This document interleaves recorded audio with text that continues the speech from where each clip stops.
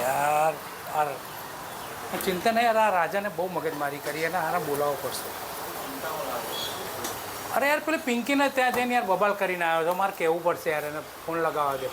એટલે ફોન લાવજો મારો પડતું ઉભો રહે. હા મોટા ભાઈ. અરે રાજન, હા બોલો મોટા ભાઈ. તો પેલા પિંકીને શું કહીને આવ્યો છું? પિંકીને તો ખાલી એ જ વાત કરેલી કે આપણે પેલા જમીનનો જે સોદો થયો છે ને, અને જે 90 કરોડ આવ્યા છે થલતેજવાળી જમીનના, હા તો એની જોડે એવી વાત કરેલી કે ભાઈ હવે આ જે પૈસા આવ્યા છે એમાં તો તારું તો લગ્ન થઈ ગયું છે, હા અને હવે અમે બે ભાઈઓ છે તો આપણે જે 90 કરોડ આવ્યા છે એ અમે બંને ભાઈઓ લઈ લઈશું, વેચી લઈશું. પણ તારે એવું કહેવાય, ખબર પડે છે કે નહીં તને? ત્યાં જઈને તું એ કરું છું, તું ક્યાં જતા રહે? હું બસ આ બહાર જ છું કામથી. અરે તું ઓફિસમાં ચાલ, બી હાલ આય 10 મિનિટમાં. હા પહોંચું ભાઈ. હા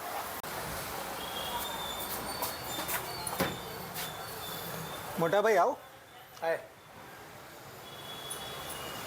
બોલો શું હતું? એકદમ ફોન આવ્યો તમારો. પેલા પિંકીને શું કીધું જૈન? પિંકીને તો ખાસ કંઈ વાત નથી કરી, ખાલી પિંકી જોડે એ જ વાત કરી કે આપણા થલતેજવાળી જમીન જે વેચાઈ એમાં જે 90 કરોડ રૂપિયા આવ્યા છે તો એ અમે બંને ભાઈઓ મેં કીધું અડધા અડધા ભાગે વેચી લઈશું. તો કેમ પિંકીનો ભાગ કેમ નહીં?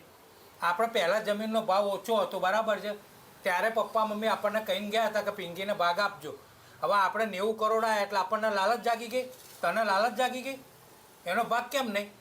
જ્યારે આપણે નાના હતા બે ભાઈ બહેન બધા, આપણા મમ્મી પપ્પા જતા કોઈ બી વસ્તુ બજારમાંથી લેવાની હતી તે આપણા બે માટે લાવતા હતા. એ વખતે પિંકીને લાવતા હતા ને વસ્તુ જોડે, એ ભેદભાવ આપણને રાખતા હતા. આપણે જ્યારે નાના હતા તું સ્કૂલમાં જોડે આવતો તો પિંકી નાની હતી ત્યારે તું પોતે નહોતો કહેતો કે ભાઈ પિંકી માટે ચોકલેટ લઈ લો, પેલું લઈ લો?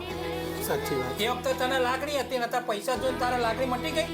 ભાગ તો જો ત્રણ થવાના બેન રહી તો શું થયું? ભાવ વધી ગયો તો વધારે ભાવ આવે તેમાં શું છે? એને આપવાનો ના પડે, લેવાનું જે છે સરખો ભાગ આપણે લઈ લેવાનો છે. તારે બે છોકરીઓ છે, તારા ભાગમાં જે પૈસા તો કાલ છોડ તું ના પાડી દઈશ, છોકરીઓ જોડે નહીં આપવું તો આપવો જ પડશે. તો પછી એવું વિચારે કોઈ દિવસ? બેને બેન કહેવાય, એમાં શું છે? કશો વાંધો નહીં ને ભાઈ, જેવું તમે. આ તો આપણે આ રક્ષાબંધને આવશે, આપણે બોલાવીને એનો જે ભાગ કરતો હોય પિંકીને કહી દેવાનું, મન ઉદાસ કરવાની જરૂર છે.